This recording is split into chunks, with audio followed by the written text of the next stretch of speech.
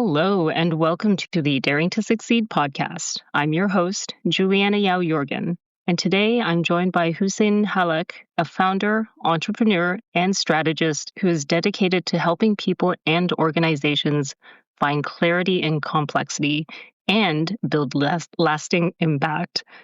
As CEO of Next Decentrum, he guides teams and leaders worldwide through digital transformation, innovation, and values-driven growth. He is the author of The Dark Art of Life Mastery, a guide for living fearlessly, second-guessing less, and embracing true purpose. Welcome to the podcast. Thank you for having me. It's great to be here, and I look forward to the conversation. Yeah, after reading your book, I am so excited to dive into some of the things you mentioned there and whatever else comes up as we're chatting. So let's dive right into it. One of the things I noticed that really jumped out at me from your book was the topic of sort of the demands of time on our attention. And I kind of wanted to start with that and give our listeners a bit of an inside glance at the recording process, because I actually did intend to read your book as preparation for this conversation. But last week I was moving. So I found myself in that situation where I kind of had to figure out where to focus my time. And you graciously gave me a few more days to get through your book so that I could give it proper attention. But maybe talk us through kind of your perspective of time management and priorities and things like that, especially for leaders and entrepreneurs. Yeah, a lot of times that's a great question, and I get asked that all the time, mainly because the biggest challenge is time is finite. I mean, time is a story anyway we tell ourselves. We only have the current moment. Time doesn't exist. We invented it. There's no such thing called an hour or a second. Like these are conceptual things that we invented. But aside from that, if we don't want to go too philosophical, let's say we have a limited time every day. There are 24 hours. In those 24 hours, you have to sleep, let's say, 7 to 8 hours. We trick ourselves and say, no, I can sleep less. But the fact is, when you sleep less, you impact your effectiveness and your energy, which means that whatever functions you want to do, you're going to do them at a less effective, let's say, energy or in a less effective way. What that ends up happening is that we convince ourselves, like just say sleep, we convince ourselves, no, I can sleep less. And sometimes you can, and you can continue, but your body has needs. The thing is, time is finite, and we're not robots. These are the key elements. We don't operate every day the same. If you think, let's say, you said you had to move, and that, let's say 2 months, let's say, of working through that, the energy that took you to do this, setting into a new home, your body's getting used to that rhythm. So you're not going to be as effective as, let's say, those perfect days when we wake up and we're in perfect condition and ready, let's say, to work on the thing of passion. That is, let's say, one thing. But there's the other thing where there are interruptions all the time. Somebody on something is pulling your attention, whether it's notification, whether it's demands of kids, demands of the job, your boss keep interrupting, for example, or your colleagues. So this perfect idea of, let's say, I have this time to do this amount of work doesn't exist. So what does that really mean? It means that we need to adopt a new, let's say, approach to time, which is there's always going to be demands on your time. Your job is to first manage those demands. What we tend to do is we try to manage ourselves within the time that we have instead of managing the input. And that is crucial because that choice can impact our effectiveness in the time that we have. So there is no such thing called time management because time doesn't adhere to your management. What you do manage is you manage your energy and you manage the priorities of what you work on. And I'll do an example to make it real. Let's say today, I know that I started the day, it's smoky outside in Vancouver. I'm probably not going to be at the tip-top shape and let's say and energy. So what I can do is I can start with the most important task, and I finish it. Or I focus all my energy about it. By the time my energy starts, let's say, depleting, I've already done the most important thing, rather than, let's say, well, I have 8 hours, let me divide them like this, and assuming that the 8 hours will go equally well. Does that make sense? It does. And I think it's such an important perspective to have. And I love how you framed it in terms of time doesn't adhere to our management of it because it's a concept. And it's, I think, such a radical way of looking at prioritization, time management, and all those things, because you're right. We're always trying to kind of fit things into boxes that don't exist. And then we're frustrated that it doesn't work. That's so true. I mean, coming out of, let's say, the movement aspect, it's like you have all of these things, right? And you want to, if you had very limited boxes and you say, no, they're going to fit. It's exactly like that. I like that metaphor, which is, let's say you have 8 hours and you have, it's like having 8 boxes, but your house for the movement requires 21 or 50, or you don't know even because you didn't even dare to look at that basement where you stuffed stuff all the time and you have an idea of what's there, like the backlog, the emails that we haven't answered for a while, or the things that we always brushed aside, and suddenly it's like, oh, I brushed like 2 things, and then you discover like there are 50. So our estimation, because we weren't built. The other thing is that we need to be very kind to ourselves, because we weren't built for this. We weren't built for productivity. We weren't built for a capitalist environment. We were built to live 100, 200,000 years ago. That's how evolution kind of shaped us to who we are. And we are geared towards this, where there's no time. You're really in the present moment, and you have a few things that demand, to get food, to take care of your family, to fulfill your role in the tribe or the community that you work within. And that's about it. We weren't built for, what is it? I think there was this crazy research that says a regular American, or North American, if you wish to include the Canadians so that we don't exclude us, um, uh, has to deal with around 40,000 decisions per day, which is an insane number of amount of things. And these are things like waking up, dressing up, what to eat, all of these things on the phone, emails, people calling, calls that waste your time. You think and it's like, and it takes you out of the focus.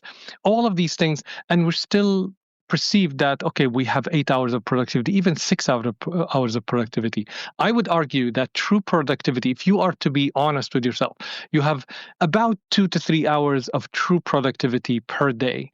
And if you plan longer, you are planning already. Your plan has failure into it, which is fine. I'm okay with failure, but I mean, like, you expect that you're going to be able to be productive as a 6-hour productivity, but in fact you have 3. And when that doesn't meet the expectation, what we do, instead of, adjusting the expectation, we said, no, I have to work harder. I have to stay all night. I have to. And what ends up happening is you continue to deplete your energy, and you wonder why your work sucks, why you feel sucky, why you're working on your work. And so it's the problem is the expectations and what reality is. And what I always recommend people to do is just anchor yourself in reality. That's all I ask. I'm not asking, before you start planning, you have to know what reality is. Just like movement, you have to know how much stuff you have, how many boxes, how many people need to move it. That is just reality, and then that's good planning. Wow, I'm kind of speechless, and there's so many really interesting threads there that I'm trying to figure out which one to follow, and maybe we'll just follow that last one about expectations versus reality, because it's something I've started talking to my coaching clients about, where I'm working with them to sort through what is a thought in their mind versus what is a fact, and it's such an eye-opening change when you start to sort that out, because whether it's time management or anything else, if we're not planning for reality, everything just seems harder and pretty much impossible. Right? Very Like much so. it's this weird thing where, let's say, we'll take time since that's our topic right now, right? Like Yes. if if you know how long things are going to take, but you kind of ignore that, thinking, oh, this time I can get through this task faster, and then if I slice off 30 seconds off of everything, I'll eventually create an extra hour. Well, if that's not reality, it's not going to work. Yes. And like you said, you're just going to end up exhausting yourself or working extra hours or whatever. So I love that concept in terms of both super practical application, but also more abstractly for like decision making and leadership and like business strategy, where if you're not planning your work, whether it's like your day-to-day work or your company's like overall growth strategy properly based on real facts, you're in a lot of trouble. Yes, yes, indeed. In fact, there is something that might blow the listeners' minds, is that the smarter you are, the worse you are at time management. Because, and I talk about this called mind the gap between reality and our perception of reality. The smarter we are, we can make worlds with our minds. We can kind of warp reality so well that we can justify anything, see anything in any way. That's why when you see kids have no concept of time. You know, they live in the moment, they exist in the moment, they're anchored in the moment. The older we are, the more responsibilities we get, and we get demands from our society that you need to fit all of that study. Whatever your study style, you have to somehow finish the year and you have to study all these things. And it's decided by someone that didn't study us, didn't look at our behavioral style, who we are, all of that. So we have to kind of all fit into this. And that's why some people fall out of the system, because the system was meant for a certain kind of human, where the human that will be productive in a factory setting. That's not to say that education is bad. Education is awesome. It's what the goal is and what is it geared for. So when you are an adult and in control of your time, or have the realization of like, oh, there is what is and there is how I see it. There's nothing wrong with that, by the way. There's just that if you are aware of this, what you start doing is you start becoming closer to reality. So, for example, instead of saying, I can do this, let's say, I'll try to do this. And then at the end of, let's say, the day, I'll see what I've been able to get done and why. And if I monitor this, and doesn't mean that you have to write it down. I know there are certain processes where you have to write down everything you've done and all of that. It's mostly about, and there's also nothing wrong with that, but it's mostly about your awareness of yourself. And it's not about somebody else's time management method. I do recommend reading about time management and effectiveness, but not to adopt somebody's method as is, because it works for them and it works for their behavioral style and some people that appeal to, and it works, let's say, with with who they are. For you, it might not. Now, you might want to push yourself, but first you have to know yourself in order to push yourself. So first you have to be very comfortable in saying, okay, when I work on this task, when I'm writing, it takes, let's say, this effort from me. I have to do this kind of research. I have to take this amount of breaks, and play around and test until you find where you're comfortable and where you are the most productive. So once you realize what that is, then let's say, for this task, I can push myself in this way. For that task, I need to give myself time and I need to give myself a lot of breaks. For this, I need to go on walks.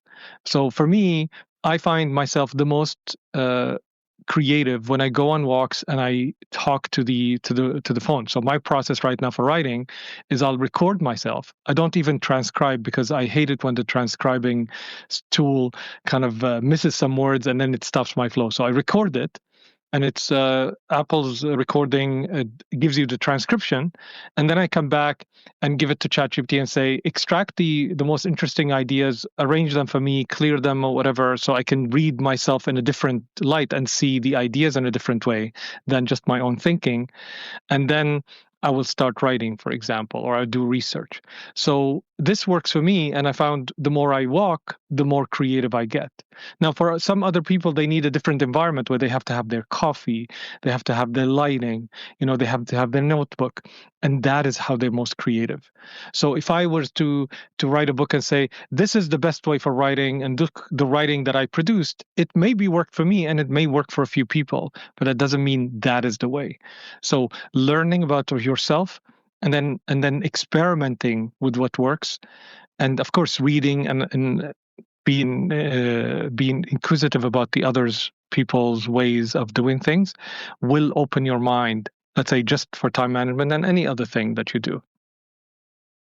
Yeah, I think that's such an important point, that not only our evolutionary design, but our individual, like personal, I don't know, I'll call it a thumbprint, is so different. Mm-hmm. And as you were speaking, I can think of all these times when people would come to me asking about time management skills, or I know a few people in my personal friend circle who are constantly looking for like the next magical time management thing. And they're just, it's weird because those people will try all these different tools and nothing works for them. And I think the piece they're missing is what you were talking about with knowing yourself and that self-awareness piece. Because when I think of myself, unlike you, I prefer to type or handwrite to do my thinking and my deep work. And I've tried voice notes, and I just get, even though I'm on a podcast and I host a podcast, Yeah. I'm surprisingly nervous when I'm just talking to a machine by myself.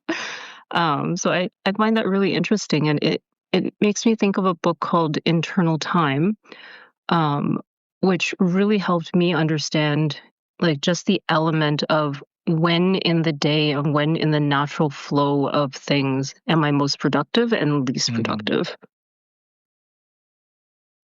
That is so Yeah. interesting. Yeah, we are so different from each other. We're so diverse and unique in many different ways, and not just, let's say, as of time. Sometimes from day to day, I notice that I'm different. So I think, for me, the biggest kind of insight, and the reason that drove me to write the book in the way I wrote the book, is that to allow for that individuality, that I noticed even myself, that I am different from day to day. I am different as I grow up and I grow old.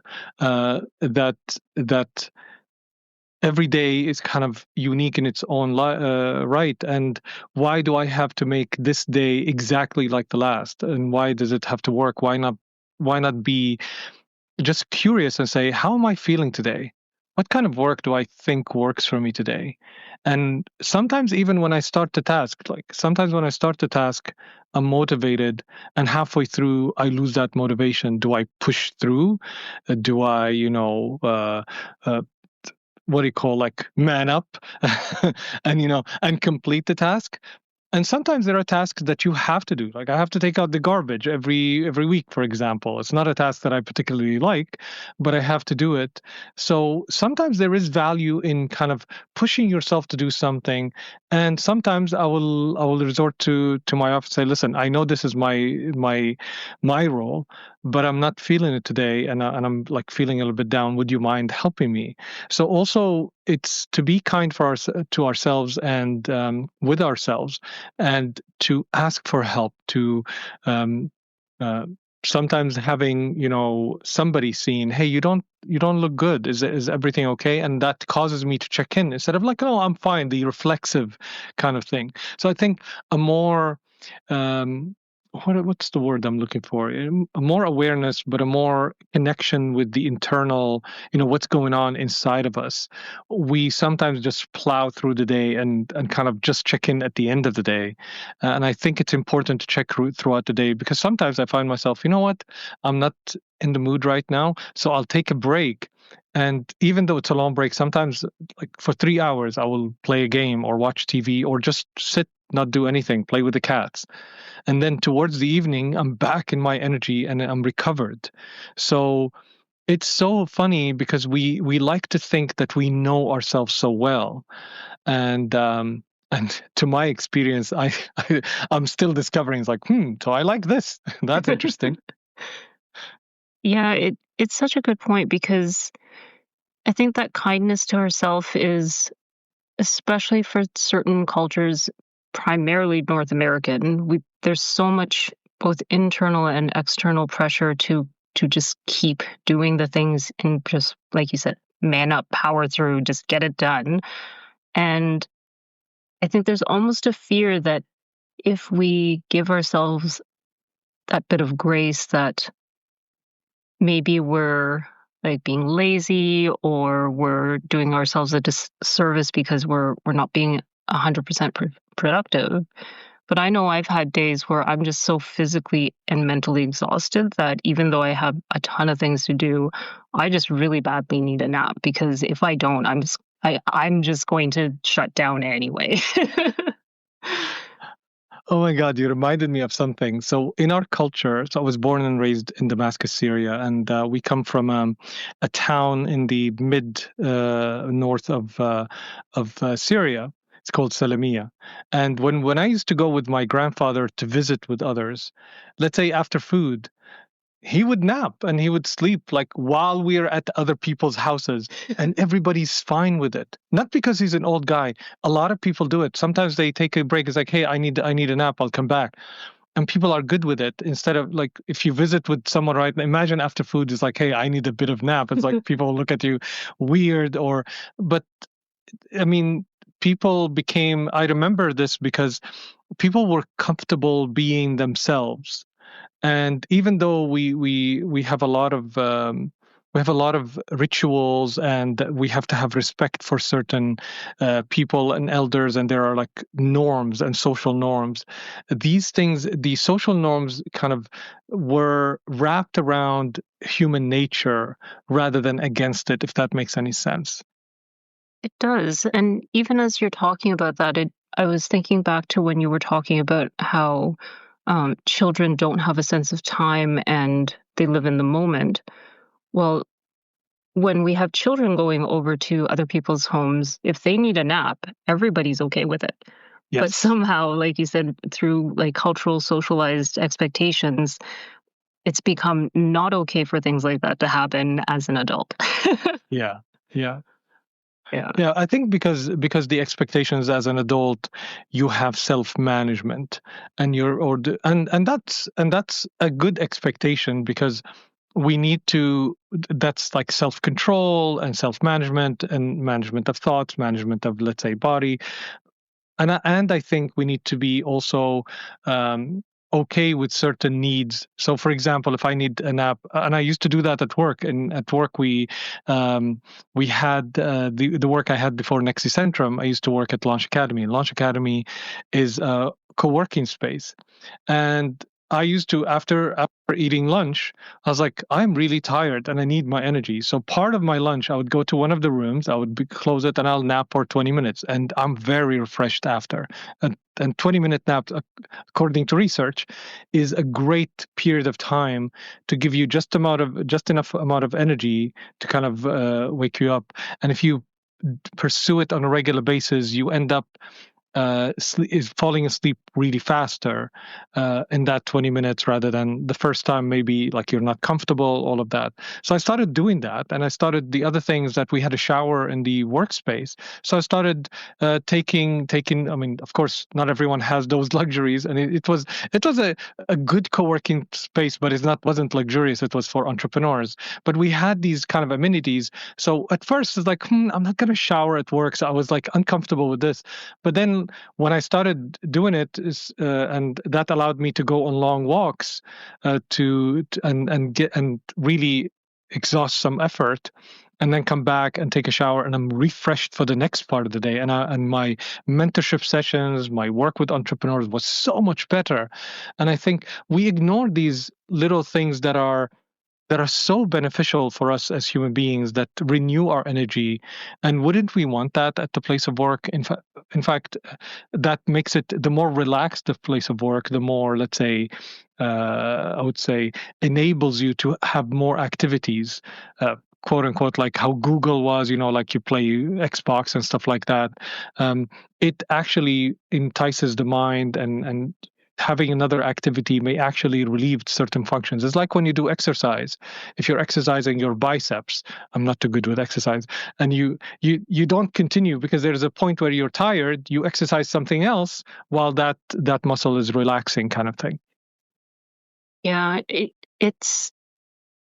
it's really interesting as you talk about that. I think back to like some of the places I've worked at, and there were some like BlackBerry that were closer to Google, where they had those types of amenities, but they also had the culture to match. Where I've also seen it at other companies where they'll have what they call nap rooms, or they'll be like, "Oh, we want to be like Google. We're going to put a ping pong table in the building," but nobody uses it because the company culture hasn't actually shifted to make it acceptable to take those breaks and to use those amenities. So they just sit there, and then everyone's like, "Well, we wasted a whole bunch of money on these things and nobody's using them." Yeah, that's great in regards to culture. In one of the companies I worked with, me and the CEO played a lot of table tennis or ping pong table, and we loved it. Like it's just such a change of energy, and you have like some movement, and it's competition as well. He hated when I won. So he took it out of me in the meeting, but that's but it's fun.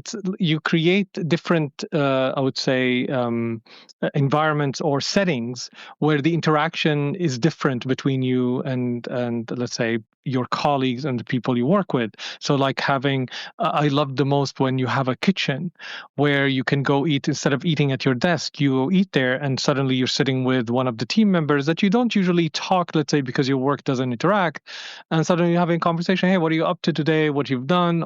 And that, even having a conversation with a person is so powerful in regards to easing your mind off of something, changing the kind of the feeling, how you feel, changing your state, and then you come back to work with a different state. So you're more recharged as energy. And I talk about that monitoring of energy, and I call it the 80-20. And like you have to recharge at 80. So once we convince ourselves, and I'm very guilty of this, because while studying for high school, I realized that I don't memorize text very well. I'm very bad at memorization. So in order to memorize something, I have to go over it like 5-6 times. So my solution was I found the book that teaches you fast reading.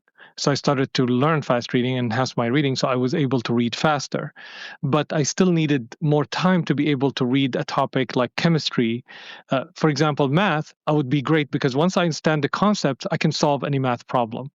But chemistry, you had to memorize the components and memorize what works with what and what binds with what. And we had at high school, the way it works in Syria, you have like 3 days before every exam. So in those 3 days, I knew that I had to read chemistry, all of chemistry, 5 times. But that meant as well, even with fast reading, I had to stay up longer. So my mom would wake up, kick me out of bed, sleep in my bed. And so I learned to sleep 3-4 hours per day. And it became kind of habitual, but it came back to haunt me later because obviously it impacts my energy level. So I can do it for 3-4 days, but when I do it consistently, my body felt like I'm dragging like what is these dumbbells, like heavy 100 kilos dumbbells that I'm dragging that as I'm waking up. So monitoring your energy levels, and not because I used to think mind over matter, like Navy SEALs. I love these movies. I know how they train them, and in some extent, I mean, because those people are training for extreme circumstances, not for life. They're training so that when they need those sharpened, let's say, skill set, they have them. I'm not a Navy SEAL. Don't have the body of a Navy SEAL for sure. So, but I'm like, oh, mind over matter. Mind over matter is like it didn't work. I find myself sometimes spending hours to do a task. It's like, I should be able to finish this in half an hour. Why is it taking 2 hours with me? It's the idea of we convince ourselves like, no, I'm productive, I'm staying up, I'm doing the work. When I discovered that, oh, if I sleep early, I wake up early. So I got my 6, 7 hours of sleep. I have the energy and I'm faster. So why am I doing this to myself? It's just, how we convince ourselves into these patterns. Yeah. I mean, as I think back to the arc of our conversation, I think my main takeaway from all of your insights is that it's really critical to adjust how you work and your expectations to the specific situation and like the conditions that you have to do the task or live within. What Mhm. would you say your final takeaways might be for our listeners? Yeah, I like to, I call it make the leap, which is Mm. you need to have an objective, what you're aiming towards in anything. And if you had all the time, all the energy, all the money in the world, what you're aiming for. So let's say I aim for a 10-hour, 12-hour productive day. Let's say that from a time perspective. And then I anchor myself with what do I have right now? What do I have access to? So realistically, I don't have 12 hours. I have a family. There will be demands. My wife will interrupt me. My daughter will come back from school. The cats will need feeding. So I then anchor, what do I have? Well, I probably have like 2 hours, let's say, of productive work right now. And then I plan accordingly. So I have my objective, which is in ideal scenario. And then I anchor myself in the now.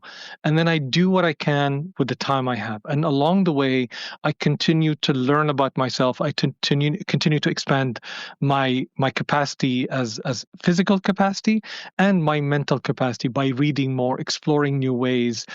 This is not just about, well, what works for me just works for me. You can learn. Like you may have a method like we're sharing today, and that may open up something for someone that they try and test, and then they discover something for themselves. So that is how I always, to make the leap, have the objective, start with what you have, and along the way continue to learn and expand your physical and mental ability. And then you discover your limits, and you discover when you need to push and when you need to work within them. And hopefully that gives you more productivity and more ability to make more possible of what you want to make possible. Oh, that's such great advice. And thank you so much for sharing all of that with us. Um, as we kind of wrap up, I want to make sure that people know where to find you if they want to connect with you, grab a copy of your book. So where are you online and where can they find your book? Thank you. And thank you for having me. It's been a great conversation. You can find me at husseinhallak.com, and you'll find all of my links there. You'll find the book as well. You can also search for The Dark Art of Life Mastery on Amazon, Barnes and Noble. Get a copy. Tell me your feedback. I think it will make a big difference in your life. And hopefully you find this conversation also insightful for you. And thank you, Juliana, for having me. This has been wonderful. Yeah, I really enjoyed our conversation, and I'll make sure I have those links in the show notes so people can find you easily and quickly. Thank you very much. All right. Thanks everyone for listening, and I'll see you next time.